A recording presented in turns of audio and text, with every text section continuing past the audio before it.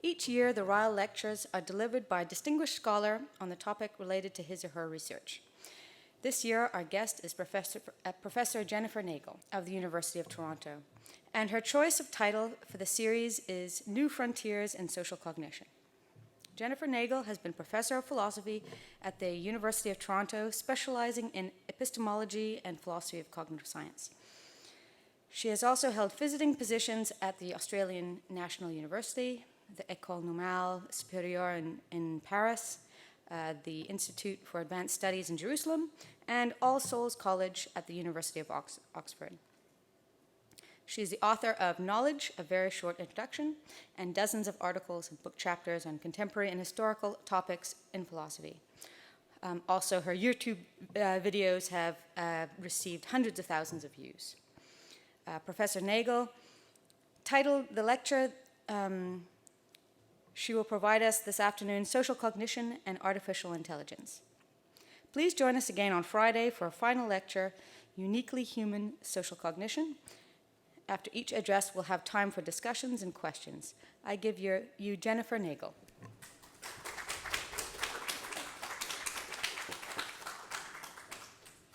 Thank you so much, Mel. It's such a pleasure to be here, I very much enjoyed the warm hospitality I've had from Trent University Philosophy Department, so thank you all. So how did we get here? We remember last time we were talking about animal intelligence, and we had the idea that the development of animal intelligence is very much sparked by interactions between animals. We have predator and prey species in arms races against each other, trying to detect each other, trying to evade detection. We have animals learning from each other, sometimes in very sophisticated ways, like these, meerkats that come to be able to capture and disable and safely consume scorpions, partly because they're provided these animals with the stingers removed when they are pups, and they learn to consume them safely. But the meerkat curriculum, as we said last time, is very different from the curriculum that you have in a place like this. It's the same with every generation. There's a very fixed set of things that these meerkats will learn, and from one generation to the next, things pretty much start over again at zero. The curriculum among human beings, on the other hand, is something that develops from one generation to the next. We are, in a very special way, receptive to each other's teaching, and we have this active goal of building common ground together and putting our minds together, figuring things out collaboratively. And the process of evolution that produces an animal like the meerkat, chance variation and natural selection, doesn't change much from it changes only very, very slightly from one generation to the next, whereas the process of evolution that we have now, cultural evolution, is changing our lives, our material circumstances, and the way we relate to each other radically. As we move forward in time. And one of the radical changes that we've seen recently is the emergence of artificial intelligence, a new kind of agency, really, has entered the scene. And if you think of intelligence as something that develops in response to interactions between agents, having this new agent on the scene is something which should have significant consequences for the development of intelligence, including our intelligence as we interact with these new devices that we've been creating. So maybe I should say something in defense of the idea that artificially intelligent agents really are agents, right? They can, at this point, as we'll see very shortly, make judgments autonomously. They make judgments that we haven't specifically prescribed for them to make. They can adapt to new environments, and they can pursue goals flexibly in new ways, sometimes unexpected and surprising ways. So artificial agents aren't just executing a program that we've laid down for them. They're figuring out their way around reality in new and sometimes very surprising ways. So if what it is to be an agent is to be capable of flexible adaptation to your environment and finding novel ways of pursuing your goals, one question we might have is whether AI can learn in a special way from other agents, the way animals can learn from each other, and the more striking way humans can learn from each other. Is there a new way, again, that artificially intelligent agents can learn from each other?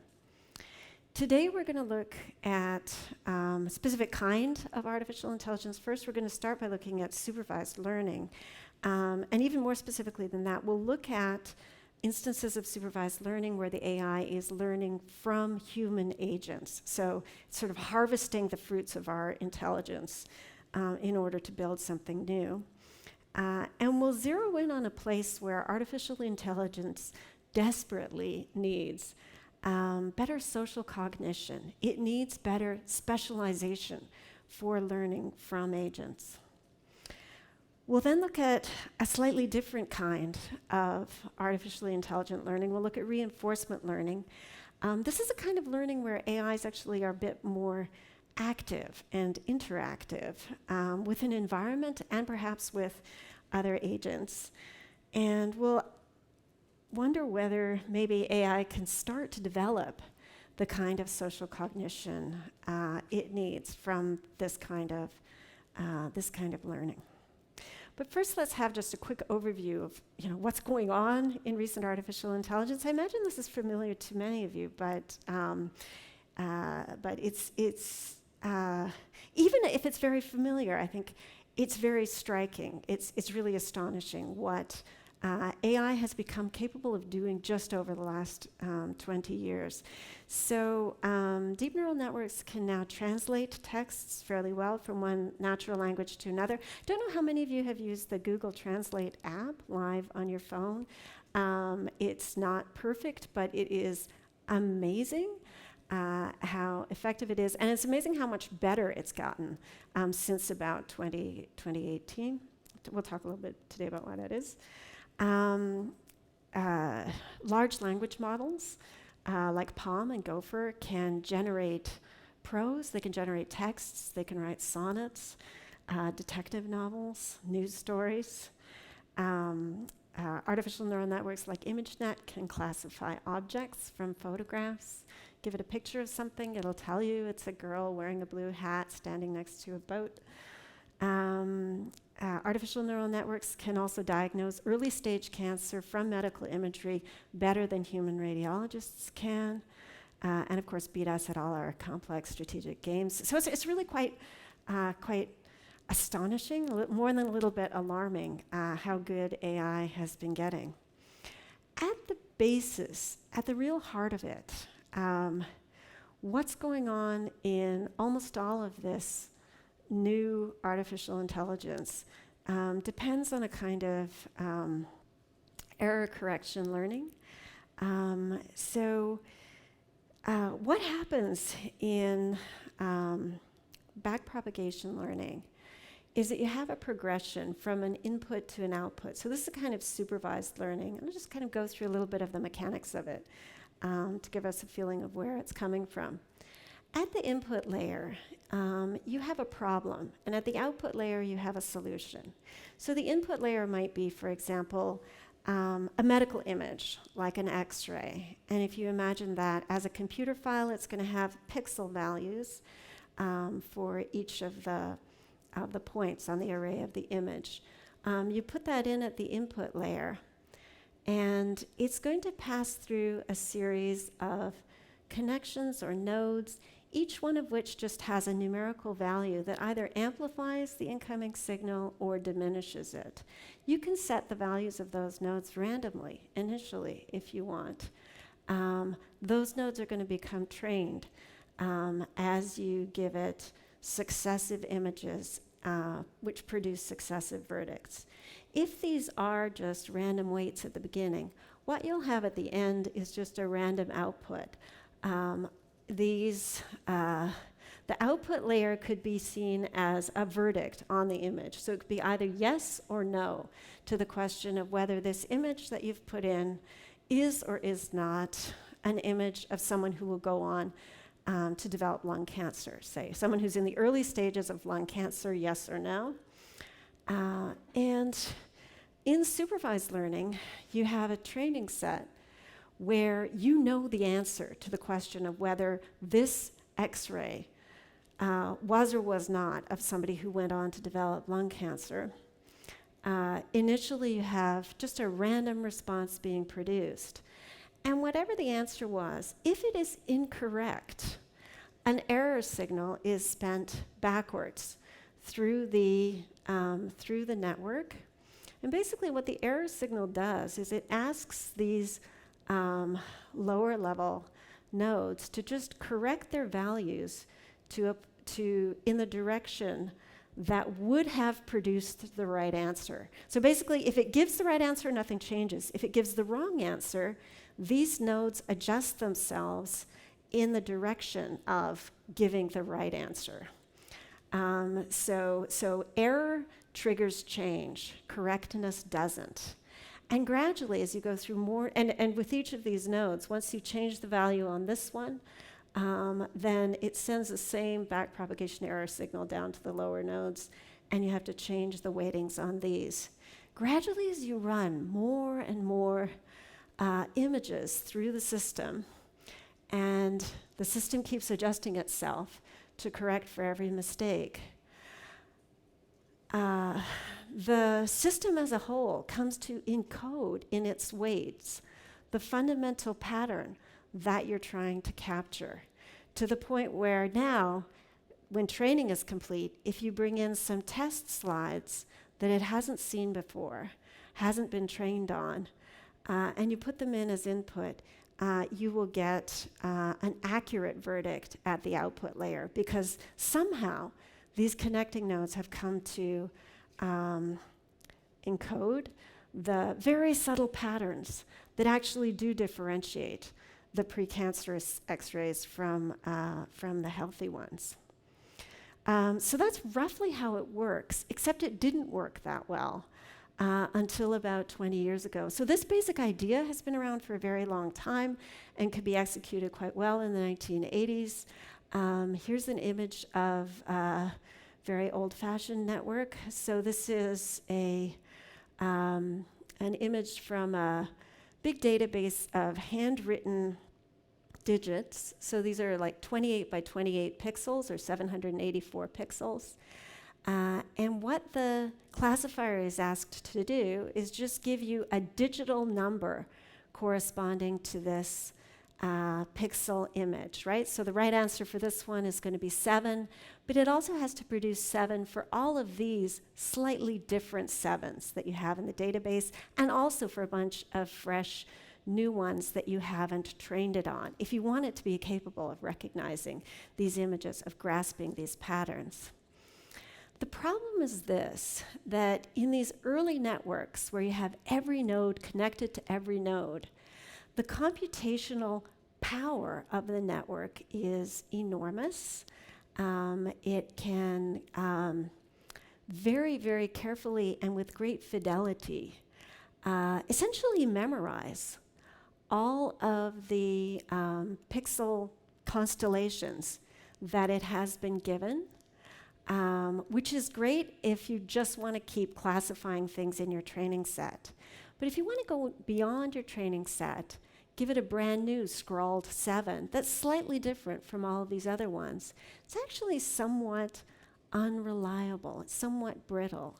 So the problem here is something called overfitting, that basically the network has memorized its exact training set down to the pixel. It's paying so much attention to precisely where are all those pixels, that it's missing the thing that the human eye can see very easily, which is that there is a large-scale rough pattern there that we could sketch quite easily. It's also computationally very costly to have every single node adjusted by absolutely every other single node. That turns out to involve a lot of wiring, or these things are usually emulated serially, so a lot of processing. So it's kind of inefficient. About 20 years ago, number of researchers had the idea of making a bunch of innovations to the system.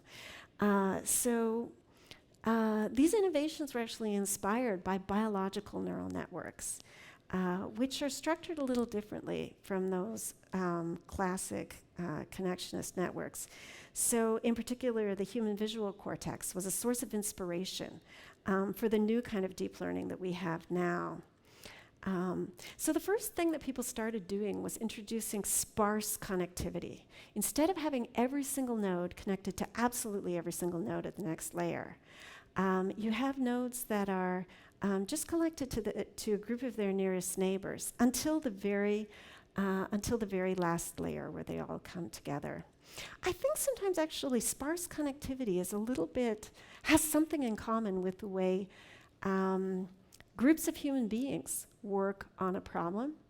That is, sometimes if you have to solve a problem with a group of other people, it's best to have a moment of thinking apart from each other on your own, and then coming together and share your answers, share what you're generating. If you're communicating too much from the very beginning, from the very first moment of being given the problem, you don't actually maximize your combined intellectual powers to the same degree that you would if each of you tried to work out the solution on your own and then you compare results.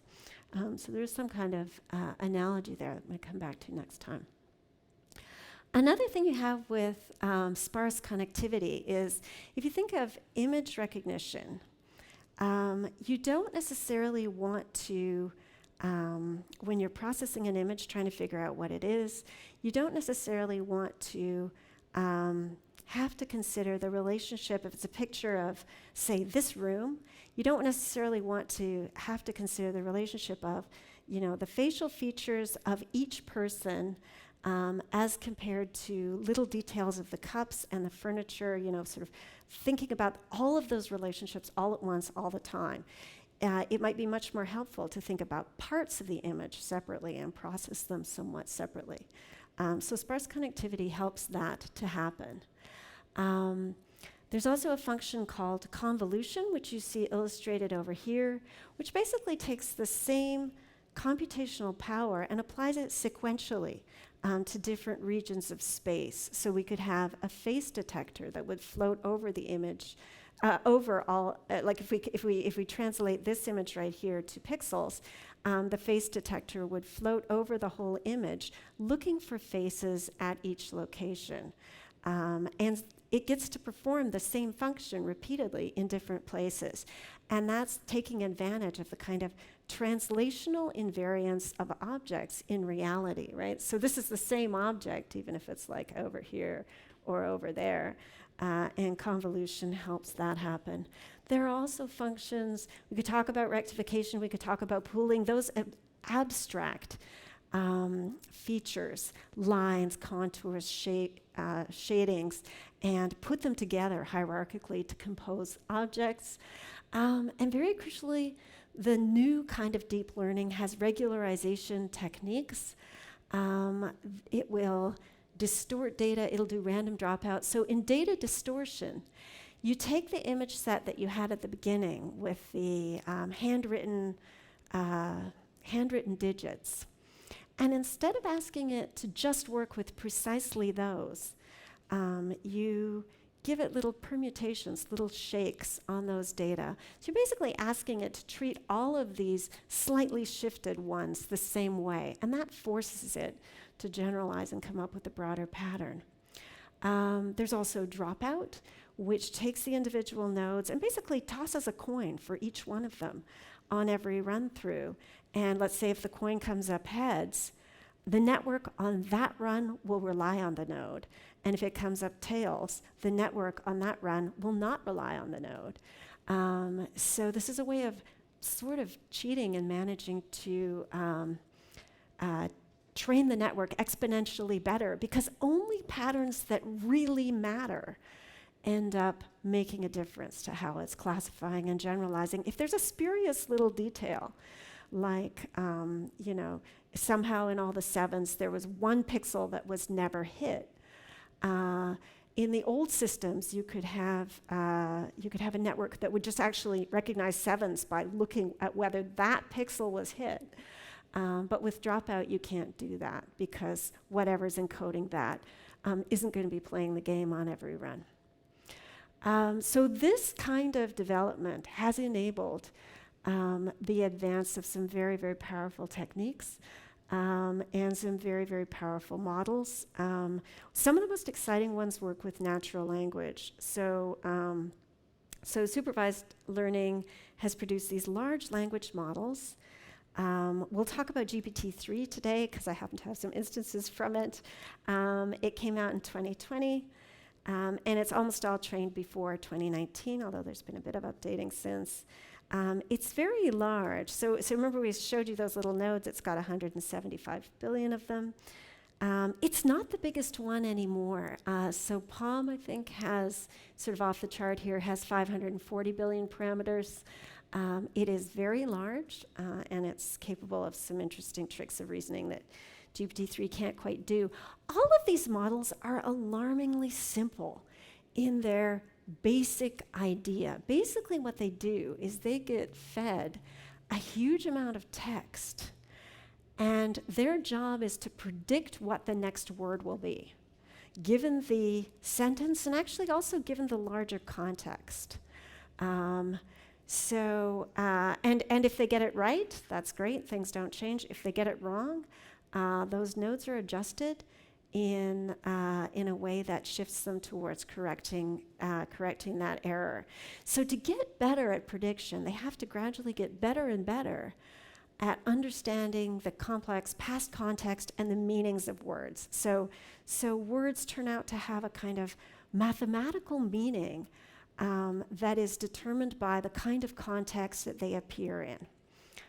So actually, on this way of understanding it, the word bank, meaning financial institution, and the word bank, meaning the kind of thing I can see right now at the window there, those are actually two different words, and they're treated differently by GPT-3 because they have different embeddings. They have different natural contexts linguistically in which they occur, and GPT-3 can tell them apart the same way we can, that we use them in different contexts.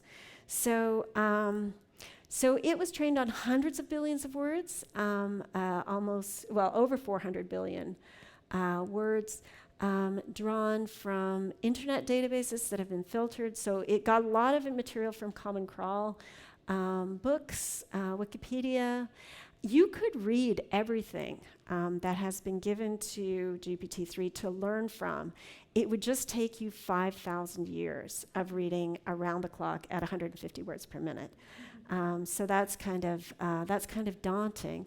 Most of this material was in English, but it saw enough French that it can translate in and out of this language. It can do some simple translation exercises, and of course there's now a number of these big language models also for Mandarin Chinese. It can follow natural language directions with minimal guidance, and it passes for human in its completion of fresh 200-word news stories. And don't just take my word for it. Let's watch a demonstration. So this is from CBC website today, no Googling. The U.S. Supreme Court is set to ponder a case centering on work by Andy Warhol. The U.S. Supreme Court, this is from CBC, this is not from GPT-3 yet. The U.S. Supreme Court is set to ponder, in a case centering on work by Andy Warhol, a question as philosophical as it is legal. When a work is inspired by other material, what is the line between art and copyright theft? On Wednesday, the justices will hear arguments in a copyright dispute between Warhol's estate and celebrity photographer Lynn Goldsmith over his paintings based on a 1981 photograph she took of rock star Prince.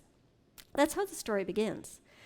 And this is how it continues. And I don't know if you can see it. You might be a little bit too far away. So maybe I'll just read I read a bit from the red side and a bit from the blue side. And I want you to be thinking, which of these was written by an AI and which of these was written by a human journalist? On the red side, we see the case has attracted the interest of several major media and entertainment companies, including news organizations and the Motion Picture Association of America, which contend the ruling could affect the creative process. And I'll just skip down to the last paragraph of the red side. It may appear to lay people that the Warhol works are mere copies of the Goldsmith photograph, the Foundation said in a legal brief. But the test for substantial similarity is not whether the final work is a copy of the original, but whether it appropriates protected expression from the original. So that's the red side. On the blue side, we have the case dealing with when an artist makes fair use of another's work under copyright law has led to split decisions on its way to the top court. The dispute over the legal boundary between inspiration and misuse has also drawn broad interest for its implications for artists. And we have the last paragraph of that. Goldsmith, 74, has said she learned of Warhol's works only after Prince's 2016 death. Goldsmith countersued the Andy Warhol Foundation for copyright infringement in 2017 after it asked a Manhattan federal court to rule that his works did not violate her rights.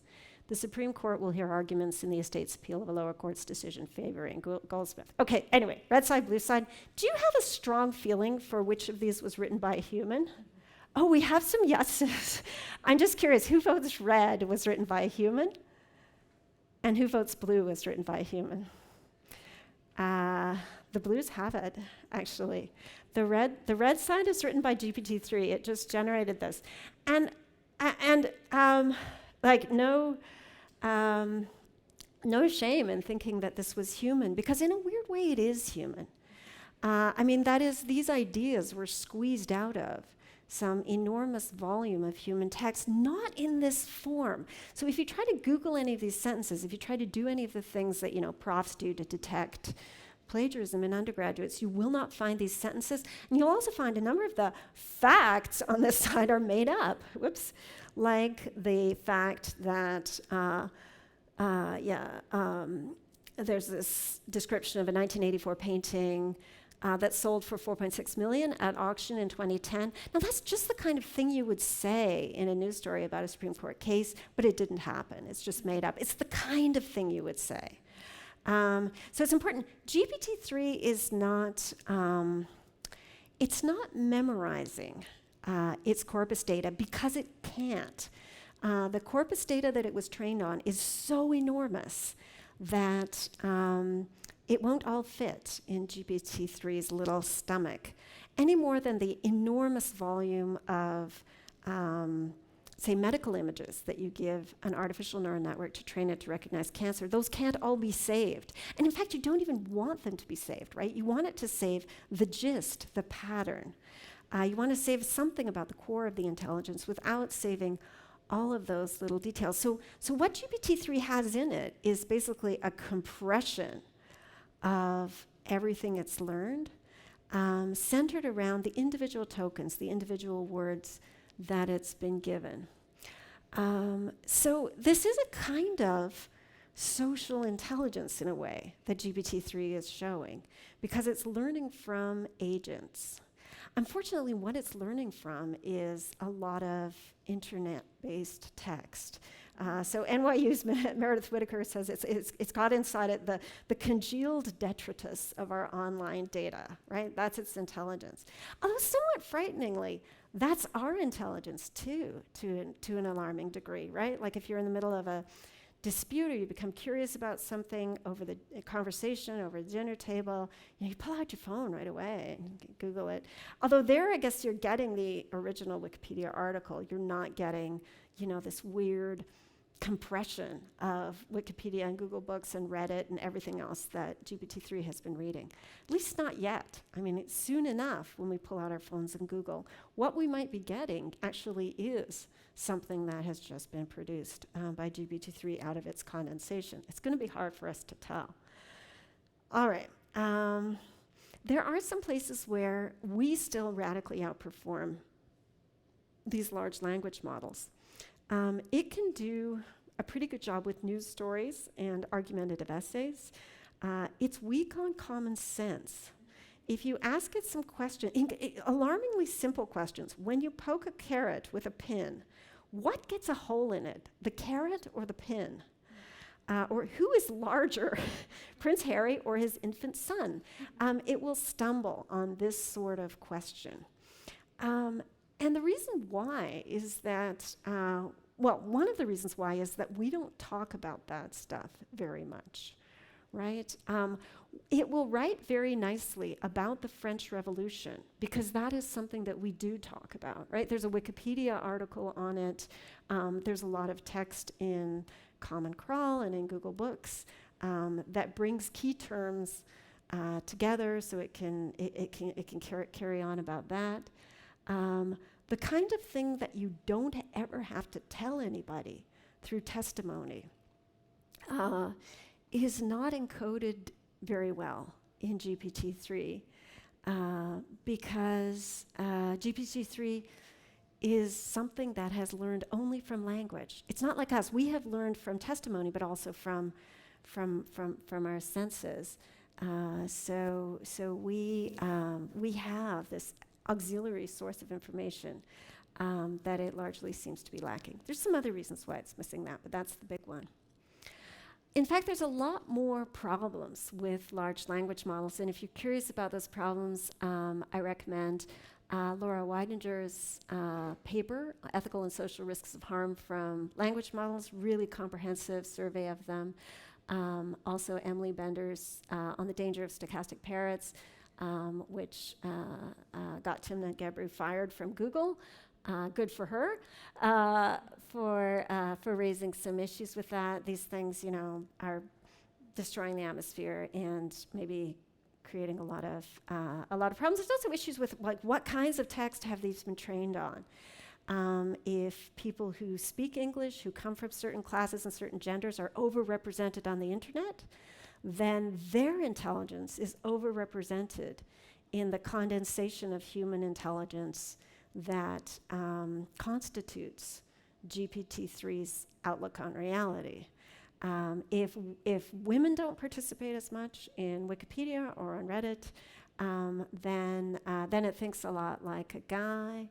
If there's racist and sexist comments in the Common Crawl database, then it's going to pick up a lot of those attitudes, and it's going to give you completions which, for example, associate Muslims very strongly with terrorism, right? So there's a lot here that's really sinister about large language models.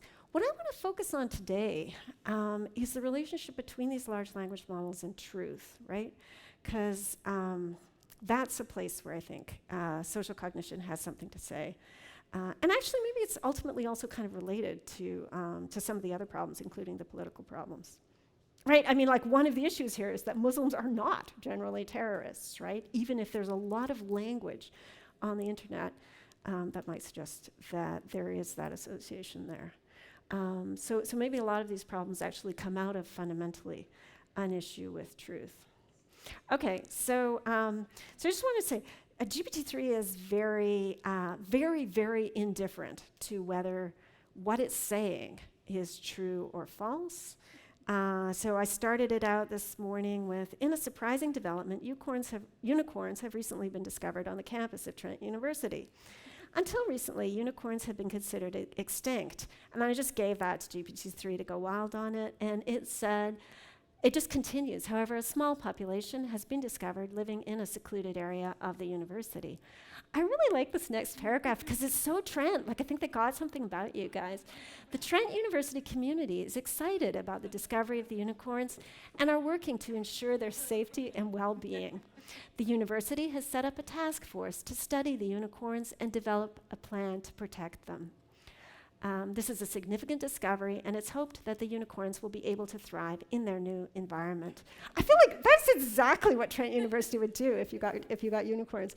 So, but it doesn't care, right? Its only task is to keep going with the statistically most likely completion of the scenario that it's been assigned. It really doesn't have a feeling for whether what it's saying is true or false. So One of the issues here is that it can chat away about unicorns because it's seen that word before, and it knows that they might live in small groups in secluded areas.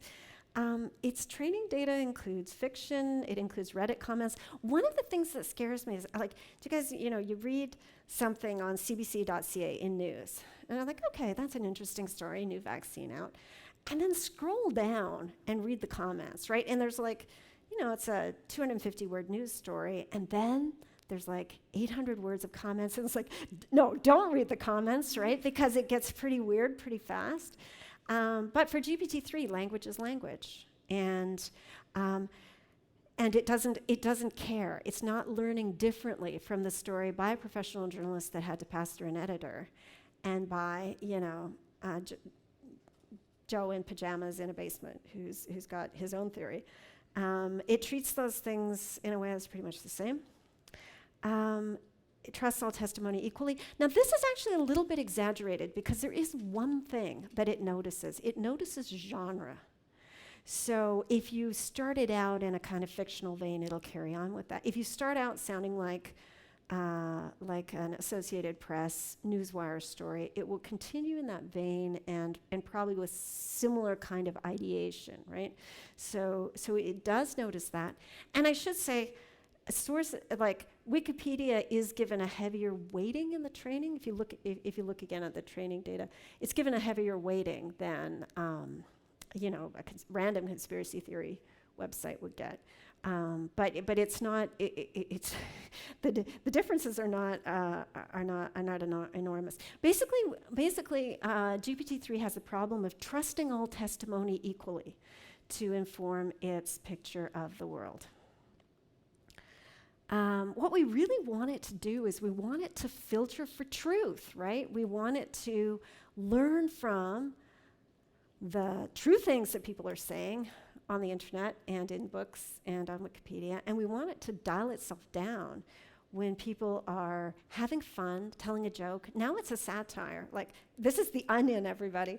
We want it to turn down its gullibility on those items and turn up for truth. The problem is that a well-phrased Onion article can sound a lot like something from the New York Times, and actually also the New York Times itself is not always entirely reliable either, right? And articles can appear in scientific journals and later suffer a kind of retraction. So it looks like filtering for truth is going to be very hard. But now we can think about how we do it. And I don't want to say that we do it perfectly. I think we're fallible in our filtering for truth. But one thing I will say about us is that we do not take absolutely everything we see or hear or read at face value and learn from it all equally. We are actually somewhat selective. We have selective social cognition. So, in particular, what we take on board, and here I'm drawing on the work of people like Susan Fisk, is the testimony of those that we see as competent and benevolent, where by competent I mean actually knowledgeable on the point in question. And remember from last time, I'm operating with a very minimal conception of what knowledge is. Knowledge is a mental state that you can only have to truths, right? If it's essential to your arriving in a particular mental state, that the thing that you believe is true, then you're knowledgeable. If not, then you aren't. And this, of course, we need this benevolence condition in here because someone could be extremely knowledgeable about something, but they're evil or manipulative, and they're out to deliberately deceive you, right? So you're not going to take that at face value. And of course, by testimony, I mean you're taking it as sincerely expressed and not as a joke, for example. So this idea is basically when you are learning from what other agents say, it matters where they're situated, both with respect to the facts and with respect to you. So last time when we were looking at selective animal social learning, We said, animals are very sensitive to things like direction of gaze, right? So if an animal is, suddenly recoiling in horror at something that is behind you, you take them to be an authority on what's going on back there because you've learned certain general patterns about direction of gaze and about whether the animal is or isn't latched onto the truth. And that applies to us as well. So you can think of social cognition as being kind of an agent-based filter on testimonial uptake. And it's not something we just learn once and for all time. It's something that gets exercised and refined over time. It gets improved over time. You learn who you can trust and who you can't trust. You learn that the onion is satirical. Maybe you're taken in by the first time or something like that. You gradually get better and better pattern recognition for which sources are telling you things you can trust and which ones are not. GPT-3 doesn't have that filter because it's not keeping track of where it's learning things from. Any sentence is as good as any other sentence, and it's not looking at the speaker. So we learn a lot about whom to trust because we are actively interacting with other agents. If you think about how GPT-3's supervised learning is going, it's basically strapped down and flooded with a lot of text. It doesn't get to fight back, it doesn't get to interact, it doesn't get to test what it's learned in the real world the way we do. So we have the experience of interacting with real agents, learning from them, questioning them, and moving back and forth between the positions of being the one who tells and the one who listens. GPT-3 doesn't get to do that. It has purely supervised learning. So when we're talking to somebody and they don't know, then what they say is not necessarily true, right? They could be saying something that is coincidentally right, but if they don't know, then what they're saying is not necessarily true. Very fortunately for us, knowledge comes in somewhat recognizable patterns. So there are, there's a reason why you ask the barista at Starbucks what the code is to open the bathroom door, because you put that fact inside her epistemic territory. That is the kind of thing she will know, given that this is her environment. She's a worker here, and that should be familiar to her. So there's these recognizable patterns of where knowledge comes from, including some sort of fairly high-level ones about which kinds of sources you can trust and what are markers of someone being knowledgeable. Also, we sort of divide epistemic labor as a community. So there's different, you would ask your pharmacist certain questions, you would ask your plumber other questions. People are expected and generally are authorities on their own recent experiences and feelings, that sort of thing. These patterns change over time as we develop new ways of understanding the world, but we can keep learning them, keep updating them through trial and error. Of course, if you trust someone to be giving you knowledgeable advice and then it turns out that what they said was incorrect, you can go back and either adjust your model of how competent they are or adjust your model of how benevolent they are. And now a question is whether maybe AI could have a chance to develop its social cognition through interactions with various more or less knowledgeable and benevolent agents. And this brings us to a more active form of artificial intelligence, which is reinforcement learning. So reinforcement learning involves fundamentally an interaction between a problem and a solution. The environment is the problem, the agent is the solution. And they're pitted against each other. So here we have our agent, is this little Pac-Man going around here, and it's trying to figure out what to do. In reinforcement learning, you have a sequence of environmental states. I'll just talk about it as if it's a stepwise function, although there is also reinforcement learning in continuous settings. It doesn't matter for our purposes now. This environment, if you think about it, this little sort of grid world, can be represented as having some set of features. And the agent at each moment in the environment has a choice between different actions it can perform. Here the choices are basically like up, down, left, right? It's just got those arrow keys. Those are the only actions that it's able to perform. And as it performs each action, it receives back from the environment an observation of the next state that it has moved into. So at each moment, we'll say this agent is provided with a bird's eye view of this whole setting. There's also models in which you could give it just a view of its immediate surroundings. But let's say it's given the bird's eye view of the whole setting. It acts, and then the setting changes each time.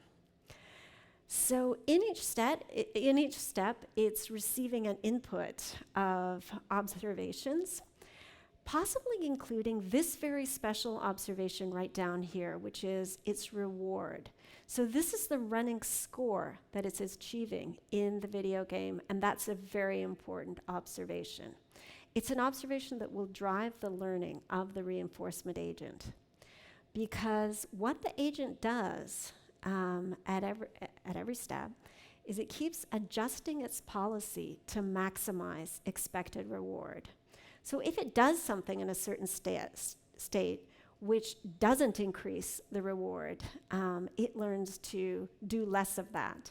If it does something like eating the white power pill and then eating a white ghost right after, that greatly increases reward, it learns to do more of that. So it keeps adjusting its policy in order to gain more reward from the environment. It's got a value function under it, and this is the kind of thing that can be instantiated in those deep learning networks that we were looking at the beginning. The value of an action in a given state is the average long-term reward it could be expected to lead to, conditional on the agent's policy. So basically, given the policy that I have right now, if I act in this way at this time, what would be my expected long-term reward?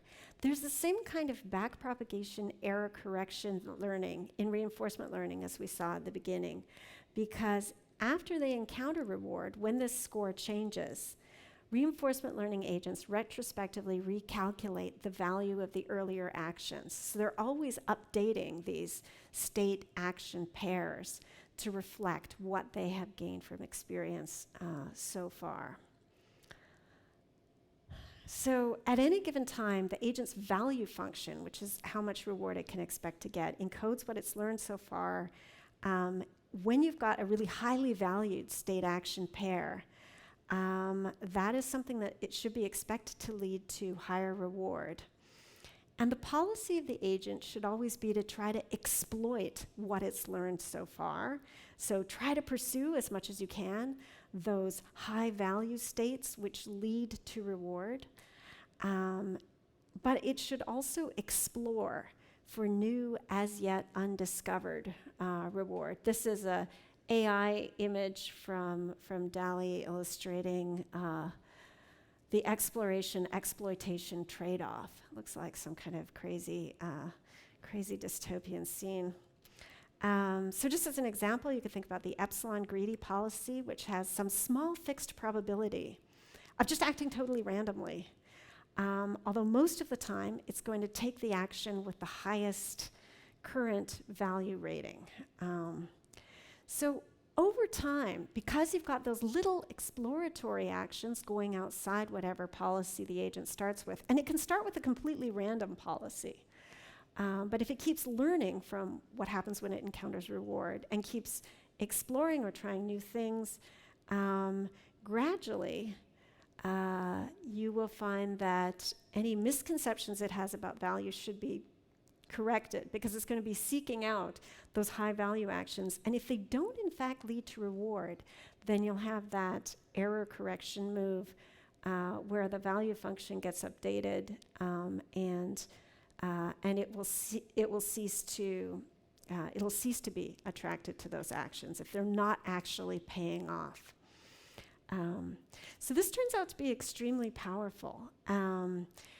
If you look at artificial intelligent programs that were developed to play Go, which is a game with a much larger state space than chess, The earlier ones, back maybe 7 years ago, started with a huge amount of supervised learning from expert human players. So they would feed these engines enormous numbers of games by highly rated players to generate some kind of initial policy that AlphaGo would use. After it had that initial policy, it refined it through a series of reinforcement learning steps where the reward was just +1 for winning a game, -1 for losing, 0 for no ties and go. So it would just have that, and it was just playing variants of itself. So it would have a certain policy, it would play a slightly different policy. We'll see who wins, and keep adjusting in the direction of the winner. This AlphaGo program beat the European champion in 2015 and the world champion in 2016. It starts with a bunch of human intelligence built into it, but the successor program to AlphaGo doesn't. So AlphaGo 0, which came out the next year, was given nothing but the rules of the game and started not with a lot of input from expert human games, but with random play. And it engaged in pure reinforcement learning. And this turned out to be an even more powerful player. So it beats AlphaGo 100-0. So, really game over. So if we could apply this interactive reinforcement learning, maybe we could develop some kind of social cognition that would work better and help us put language models onto the good path of seeking and respecting the truth, give them a good social cognitive filter over what they're saying. Maybe we could even make them more benevolent towards us. So there are lots of applications of reinforcement learning that look at the interactions between agents. So you have multi-agent reinforcement learning where you've got a bunch of agents which inhabit a common environment. So instead of having that Pac-Man game where there's only one agent that you care about that's pursuing reward, you've got a bunch of different ones playing against each other. So they can be competing for reward, they could be cooperating. The interesting thing here is that the agents are learning as they play. So they are changing their behavior in ways that then the other agents have to adjust to. So there's a kind of moving target in multi-agent reinforcement learning that you don't see in more static environments. Sometimes these agents can just kind of blaze through with individual cognition and pursue their objectives very effectively. But the most interesting multi-agent reinforcement learning setups are ones where there's some kind of social dilemma. There's some respect in which they can't all be equally satisfied at the same time. And researchers have tried a lot of different ways of trying to get multi-agent reinforcement learning agents through these social dilemmas. They can just do this sort of deus ex machina strategy of dropping in some very pro-social agents into the group and see if that bolsters cooperation and gets them going. Or you can have different ratios of selfish and altruistic agents. So these are games like there's a sort of apple harvesting game where you can pick these little apples from the pixel world, but if you pick too many from an orchard, then like the trees die and the apples don't regenerate. So there's a problem that each agent gains something from picking apples, but they have sort of the social tragedy of the commons dilemma. They have to stop themselves from eating the last apple in an area, and they can actually learn, especially if you put some altruistic agents into the mix, to behave themselves in ways that are sustainable. There's also games where they have to alternate between harvesting berries and doing a very unrewarding action of cleaning up pollution from the river. And again, they can learn if you give them different kinds of setups. Maybe you can give them the power to deliver rewards directly to each other rather than just extracting rewards from the shared environment. So that's another thing you could do to help them solve their social problems. And going back to what we were talking about last time, remember one of the things that's distinctive about human cognition versus animal cognition is that we engage in acts of joint attention. We show things to each other and invite comment on them. Maybe human conversation has this kind of shared attention structure. We have the topic that's introduced, and different participants in the conversation, to be relevant, have to comment on that shared topic. You can create incentives for joint attention among agents in these multi-agent reinforcement learning settings. So here's a nice thing you can do. You can reward them for minimizing the difference between the focus of their attention and the focus of other agents' attention. So these agents can have something that legitimately deserves to be called attention. That is, they can zero in on some little part of their grid world and think harder about it and engage more with it. And you could just make their score go up whenever they align attention with a bunch of other agents. Doing that kind of trick helps them solve their little grid world coordination problems better. It also helps them learn from nearby experts on hard tasks. So if there's an expert who's been trained at a certain task, in ordinary multi-agent reinforcement learning, the other naive agents tend to be a bit oblivious to the presence of the expert.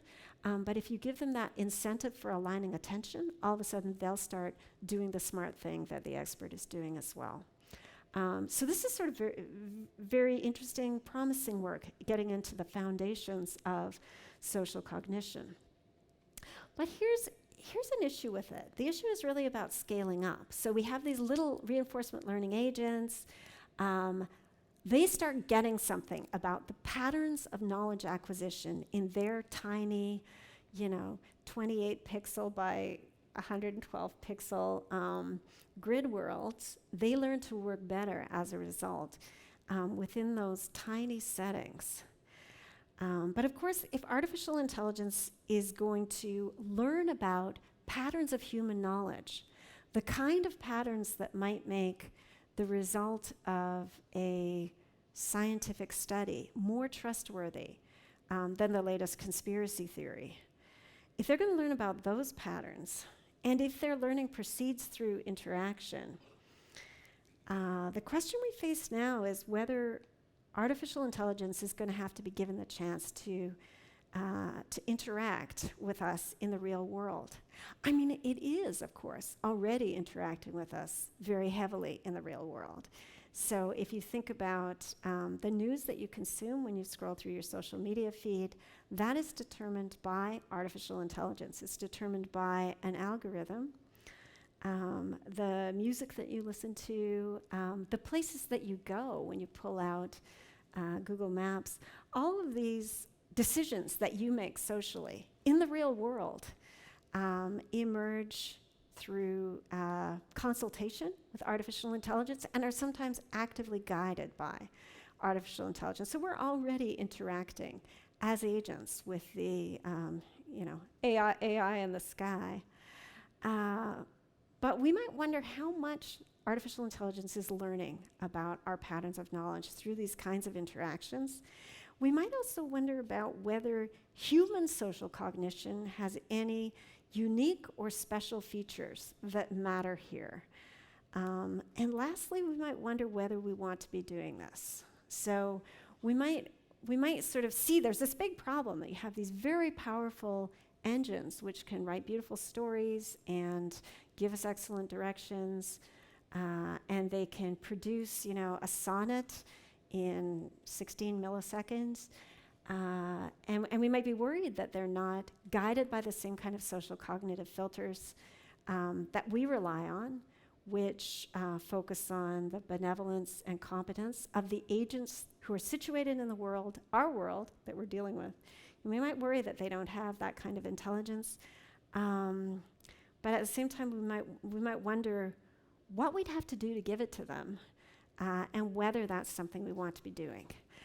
So next time, I'm going to be talking about those questions. Next time, I'm going to be talking about some features of human thinking which are a little bit different from what you see in artificial intelligence at least so far. And I want to get into this question of